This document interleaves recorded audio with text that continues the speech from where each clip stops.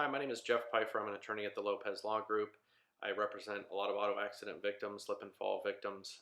I practice a lot of general personal injury here in the St. Petersburg area. This is our podcast where we try to answer a lot of questions that clients give us throughout the process, especially during the intake process.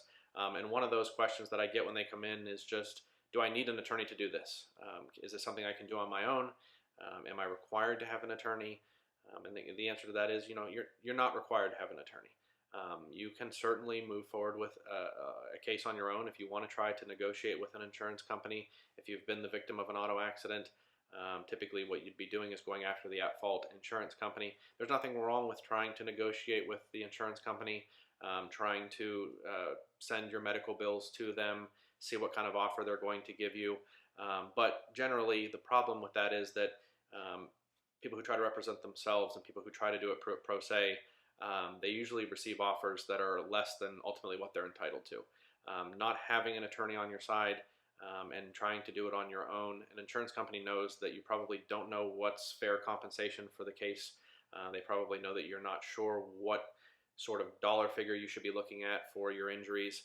A lot of people don't know if I have a strain in my neck, how much is that worth? If I have a bulging disc in my back, if I have a herniation, how much are those things worth?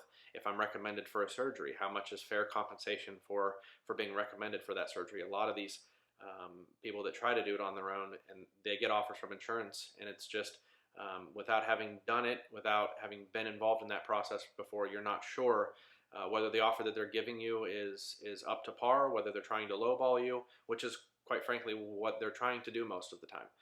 They're trying, insurance companies a business. They're trying to get out of your case and pay you as little as possible. They don't want to have to pay you any more than quite frankly they feel like they have to. So you may have a case that's worth $50,000, but if you don't know that and you don't know what your claim is worth and you don't know what your injuries are worth, and you get a offer from an insurance company for $10,000, you may think that $10,000 is a lot of money, and it is, and $10,000 is a lot of money, but you probably would be disappointed to know that if you took that $10,000 and you go talk to one of your friends who hired an attorney and they had the same injuries as you, that they were able to get $50,000 out of that case.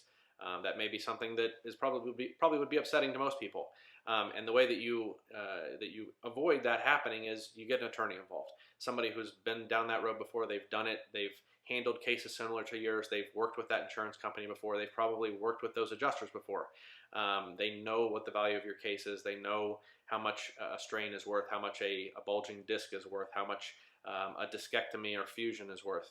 Those attorneys that have done it and they've been down that road, they know whether that initial offer that you're getting is fair. They know whether it's too low, and they're able to negotiate it to a point where it's probably more acceptable. So you don't need an attorney to do it, but typically on average, people that hire an attorney, they're getting at least 30 to 40% higher offers than people who don't have an attorney. That's just across the board. Very common, and they do that because they know that the client doesn't know what they're doing. They've never done this before, and most people, especially in today's economy, who could use $5,000 or $10,000 would be willing to take that and jump on it immediately when maybe they have a $30,000 or $40,000 case. They just don't know that they have that, and they're leaving money on the table. So it's always recommended to get an attorney initially, get somebody involved who's done it, somebody who's been there, somebody who knows ultimately what your injury is worth, how much you're entitled to, and ultimately somebody who is able to file the lawsuit for you and move it forward if ultimately the number is just not acceptable in pre-suit. If you try to do, especially for people who are pro se, it's one thing to try to negotiate and settle something in pre-suit when you're outside of a courtroom, but once a lawsuit's been filed, the game kind of changes, and you really will need an attorney at that point to take the case forward. The civil procedure, the rules about what you can and can't do inside of a courtroom, communicating with judges, communicating to opposing counsel. There are rules that a lot of lay persons just don't understand.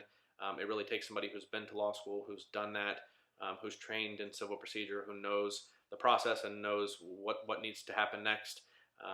Especially if you're not going to hire somebody in pre-suit, you're going to try and do it on your own. I certainly would not recommend somebody filing a lawsuit and continuing to do it on their own in front of a judge and in a courtroom. I can understand, trying to do it in pre-suit when it's just you talking to an adjuster from an insurance company, but ultimately, once that lawsuit's been filed, even drafting the lawsuit, you're going to need legal representation. You're going to need somebody who's done it before, somebody who knows what causes of action to allege, somebody who knows how to talk to judges and how to talk to opposing counsels and how to negotiate. So the answer to the question really is yes, you can do it on your own. It's not recommended. You're probably going to get a lowball offer. You're probably going to get an offer that's far less than what your case is ultimately worth. And if you end up accepting that, once you sign that settlement agreement, if your case is worth $50,000 but they offer you 10, and you sign a settlement agreement, once your signature is on that page and you've dated it and sent it back to them, that's the end of the case. You're not going to be able to reopen it and go after them again after that, just because you may have realized at a later date that you settled for less than what your case was worth. So it's always recommended from the moment that you get into that accident, if you are injured and you do intend to move forward with an attorney, that you give somebody a call. We're here. We're available at the Lopez Law Group 24 hours a day.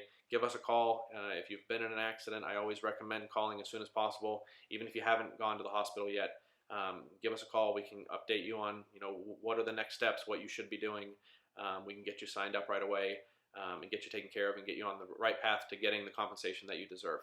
So again, this is the Lopez Law Group. Give us a call. We'd be more than happy to help. Our number is 727-933-0015. Thanks.